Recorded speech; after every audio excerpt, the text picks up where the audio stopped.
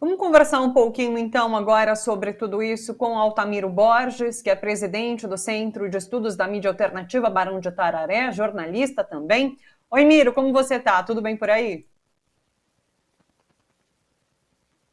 Eu tô sem seu áudio e deve ser você que mutou. Eu tenho esse péssimo vício, Thalita. Todos têm, todos É têm, tá eu perdoado. vou dar uma tossidinha e muto. Tudo bem com você? Tudo bem comigo também. Dia importante, né, Miro, de hoje, assim, para a história do nosso país, com a apresentação desse relatório final, um presidente da República, o presidente do nosso país, indiciado por 9 crimes, entre eles crime contra a humanidade. É muito grave tudo isso e parece que essa apresentação do relatório impacta mais diretamente, mesmo a gente tendo acompanhado toda essa história da CPI. Há um impacto muito grande no dia de hoje ao ouvir tudo isso sendo listado. Quero a sua avaliação, então. Inclusive sobre essa fala do Aziz, agora ao final, em que ele responde a essa gargalhada que Bolsonaro teria dado ao receber esse relatório, e ele diz que os senadores vão acompanhar de muito perto para que não se engavete esse relatório. E me pareceu um recado para Augusto Aras, para Arthur Lira, que são ali os responsáveis, inclusive, pelo que está por vir em relação a esse relatório, né? Como que você avalia esse dia de hoje? Então, Thalita, é um dia marcante, é um dia para ficar na história, né? A leitura vai ser prolongada, né? São 1.178 páginas, é enorme o relatório, né? Muito detalhe. Né? Já está tendo uma baita repercussão internacional, hoje mesmo New York Times, Guardian, BBC, já produziram matérias sobre isso, reportagens sobre isso, está circulando o mundo e é isso.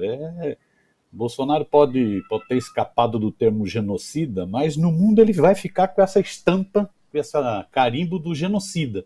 Né? É isso que está no mundo inteiro. Foi indiciado vários crimes contra a humanidade, né? Crimes gravíssimos. Né? Então isso está rodando o mundo. Isso vai impactar no Brasil. Né? Essa risada do Bolsonaro é a risada do cara que depois vai chorar no banheiro e que a esposa não vê. Né? Depois ele sai correndo e chora no banheiro. Né? Isso é um. Eu ia usar um palavrão, ia falar cagão, mas não pode falar, né? Mas isso é um sujeito falso, muito falso. Ele é uma fake news. Né? Então ele dá essa gargalhada para o filho divulgar, né? Mas é a gargalhada de quem sabe que esse relatório tem que o processo da CPI tem um baita impacto. Né? Tá marcado, não está marcado só na vida dos familiares dos 600 mil mortos, né? dos milhões de familiares, amigos dos 600 mil mortos, ou na vida dos milhões de pessoas que pegaram Covid, foram hospitalizadas, foram para UTI, foram entubadas, passaram maior desespero e que até hoje tem sequelas musculares, sequelas respiratórias. Né? Não vai ficar marcado só na vida dessas pessoas, vai ficar marcado na sociedade brasileira. A sociedade brasileira viu o comportamento desse presidente. Esse cara da gargalhada, esse chorão da gargalhada, a sociedade brasileira viu. O cara que falou que era gripezinha, que era histeria da mídia, o cara que disse que era coisa de maricas, o cara que imitou uma pessoa com crise de respiração, né? Crise respiratória, uma pessoa sem ar. Né? É esse sujeito que não comprou a vacina no tempo certo. Né? O estudo lá da Universidade de Pelotas, se tivesse comprado a vacina no tempo certo, nós teríamos 400 mil mortes a menos. Ao invés de 600 mil, seriam 200 mil, já era uma tragédia. Mas seriam 400 mil mortes a menos. Isso estudos, comprovando, se tivesse a Pfizer no tempo certo, se tivesse, né, reduzia o número de mortes. Esse sujeito que anda sem máscara, que pega a criança sem máscara, prefere uma criança que não tem a máscara, mas que tem uma arma. Não é isso? Esse sujeito, essa gargalhada dele é um escárnio, né? É um desrespeito, é mais uma atitude de desrespeito, mas no fundo, no meu entender, revela medo. Essa gargalhada é do Sim. chorão, é o cara que vai chorar no banheiro escondido da Micheque. Né? Vai chorar no banheiro escondido da Micheque. Né? Isso está repercutindo no mundo, está repercutindo no Brasil. Eu acho que o balanço geral tem dado muita polêmica essa história da mudança de ter retirado do relatório o termo genocídio de povos indígenas, que era específico para povos indígenas, e homicídio culposo para ele. Né? É isso, esses termos geravam polêmicas, né? O problema de tipificação penal. Eu não sou advogado, não sou jurista, quem entende mais disso é que tem condição de falar, né? Dizia, inclusive, que esses termos poderiam dificultar o próprio andamento dos processos por tipificação, né? Por ser preciso, não sei. Agora, o que fica é que ele é um genocida.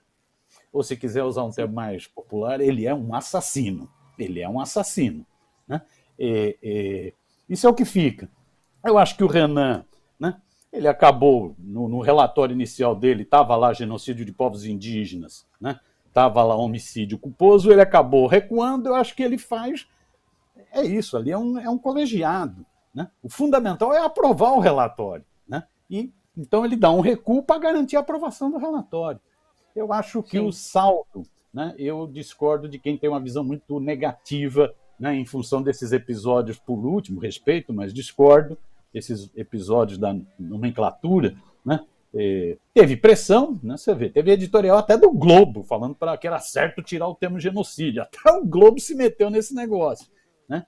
Até a família Marinho se meteu. Teve uma pressão muito grande, cada parlamentar tem cada senador tem seus interesses também, né? Desde a vaidade até o interesse local, né? De ser eleito no seu estado, as disputas no seu estado. Eu acho que o Renan acabou. Ele forçou num primeiro momento, depois recuou para garantir a aprovação. Ele foi político, como político foi político, né? Para garantir a aprovação. Seria muito pior se você terminasse esse processo, que foi um processo riquíssimo, né, de denúncia, e um processo que foi fundamental, um processo que evitou comprar vacina 1 bilhão e 600 milhões jogados fora com a Covaxin, né? Processo que forçou a agilizar a vacinação, processo que denunciou planos de saúde como essa Prevent Senior, né? Então, o processo seria muito negativo se terminasse com uma briga, né, dos senadores. Aí sim o Bolsonaro daria risada, ele falaria, opa, eles estão brigando, sim. A briga interessa para o Bolsonaro, né? Eu acho que o Renan fez certo, né? E é o que fica no mundo, já está correndo, hoje está correndo a imprensa no mundo inteiro, né? Indiciado, presidente brasileiro, criminoso, vai ficar no Brasil e vai ter consequências. É evidente que as consequências dependem de correlação de forças na sociedade, depende de pressão social, né? Depende da atitude dos órgãos. Vamos ver se os tais órgãos, as instituições no país estão funcionando mesmo. Quero ver o senhor bajulador-geral da República, senhor Ara, o senhor vai tomar uma atitude ou ainda está esperando ser nomeado para o Supremo? Diga aí o que o senhor é, né? Então vamos ver como essas instituições vão se pronunciar, mas eu acho que o impacto é muito grande. Randolph Rodrigues disse agora há pouco que, após a votação no dia 26 desse relatório, no dia 27, os senadores entregarão em mãos a Augusto Aras esse relatório para, de certa forma, fazer essa pressão de fato, porque vai ficar feio, vai ficar muito feio se ele não levar para frente todas essas denúncias, né? E daí, em relação a outras coisas que você disse, eu achei interessante o Roberto Costa, senador, explicando por que foi retirada essa tipificação do homicídio, porque a justiça pediria todos os nomes de pessoas que, de certa forma, foram assassinadas por Jair Bolsonaro durante a pandemia. E daí seria impossível, de fato, recolher todos os números de parte dessas 600 mil pessoas. Então, achei interessante ele ter trazido isso.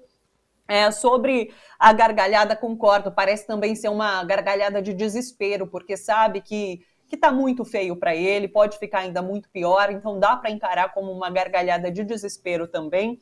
E sabe que sobre essa retirada da palavra genocida, tem esse editorial do Globo, né, que não sei até que ponto fez pressão para que isso acontecesse, mas eu lembro também que Merval Pereira, aquele comentarista da grande mídia, foi agora há pouco tempo que ele disse, agora já podemos chamar Bolsonaro de genocida. Tipo, 1 ano e meio depois de a gente viver pandemia, esses 600 mil mortos, ele deu o aval para que a gente pudesse chamar Bolsonaro de genocida. Então é muito interessante como a imprensa realmente, a grande mídia, né, também faz essas pressões e consegue guiar, de certa forma, a CPI. Mas, claro, como você coloca, agora a gente depende de Arthur Lira e de Augusto Aras. Augusto Aras a gente já comentou um pouquinho. Sobre Arthur Lira, você acha que há um tiquinho de esperança de que ele possa levar à frente esses crimes de responsabilidade e botar em votação ali na Câmara? Eu acho que o Arthur Lira é um político pragmático, né? O Arthur Lira O que ele mais está preocupado é com o estado dele, como ele garante os seus votos, a sua continuidade dele e de sua família, né? Ele está preocupado com o partido dele, com o PP, né? Agora, inclusive, discutindo a entrada ou não do Bolsonaro, ainda tem uma crise nesse. O Arthur Lira é um político pragmático. E ele está sentado em centenas de nomeações, ele continua nomeando gente, né? Fazendo jogo, né? E está sentado em milhões em emendas parlamentares, inclusive essas emendas secretas, que ninguém sabe direito como que estão funcionando, né? Isso vai ser um escândalo já bravo, né? O Arthur Lira, ele vai pulsando. Nesse político pragmático é isso, o centrão ele não se vende, ele se aluga. Ele vai pulsando, né? Se a pressão, o impacto da CPI for muito forte, como já está sendo, como foi durante todo esse percurso, né? Mas isso continuar se refletindo nas pesquisas, tal, ele pode ir mudando de ideia. Se as pesquisas forem apontando queda de prestígio do Bolsonaro, ele pode ir mudando de ideia. Ele vai, inclusive, aproveitando essas gargalhadas falsas do Bolsonaro para aumentar o seu poder de pressão. É quando ele consegue mais carne e mais emenda. Ele fala, bicho, a situação está difícil, você está aí dando risada, mas é bom você ficar esperto, né? Então, vai cedendo. Então, ele é um negociador frio, calculista, pragmático, negociou com todos os governos. Ele é isso, né? Agora, eu acho que no caso dos Estados Unidos, o Trump também teve uma atitude terrível na pandemia. Também vendeu cloroquina, mas no caso dele tinha razão, ele era ele era acionista de uma empresa, da principal empresa francesa de venda de cloroquina, né? Ele também vendeu cloroquina, ele também falou contra as máscaras, ele também, né, esnobava o Biden, dizendo que o Biden era um velhinho que ficava de máscara e ele era fortão, não precisava de máscara. Mesmo assim, ele investiu em vacina, ele não fez todas as besteiras do Bolsonaro. Ele achava que, iniciado o processo de vacinação, dado uma recuperadinha na economia, ele ganhava a eleição. E ele perdeu a eleição. O impacto da forma como se deu o enfrentamento da pandemia foi decisivo para a derrota do Trump. Né? O Bolsonaro é a mesma coisa. O impacto da forma como ele enfrentou a pandemia vai ser decisivo para o futuro dele, dos filhotinhos dele, né? Vai ser decisivo. O Arthur Lira está medindo isso. Eu acho, Thalita, que ele vai deixar para mais adiante. Né? Ele vai continuar sentado nesses 137 pedidos de impeachment, agora vão vir mais, né? Porque agora tem muito mais material para outros pedidos de impeachment.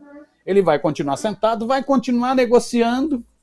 Está negociando agora como se dá a entrada do Bolsonaro no PP, mas você vê, ele joga duro, ele é danado. Né? Porque o filho do Bolsonaro, o Flávio Rachadinha, aquele dos imóveis e do chocolate, tinha dito que o pai só iria para o PP se pudesse indicar todos os candidatos ao Senado, da escolha dele. Aí o Arthur Lira disse, aqui o Bolsonaro não indica não, aqui quem indica sou eu, não vem não. Não vem aqui querer mandar no meu feudo que não tem essa conversa não. Né? Então já tem atrito de novo. Ele vai sentindo. A mesma coisa o Aras. Vamos ver o que vai ser o Aras resolvido essa refrega do Supremo. Se o Aras for escanteado mesmo do Supremo, como tudo indica, e ficar com a PGR são 2 mandatos. Né? Todos os PGRs em segundo mandato mudam comportamento. É só ver no governo Dilma e no governo Lula. Os PGR mudam de comportamento. Né? Então pode ser que ocorra alguma coisa com esse Aras. Vamos ver. Né?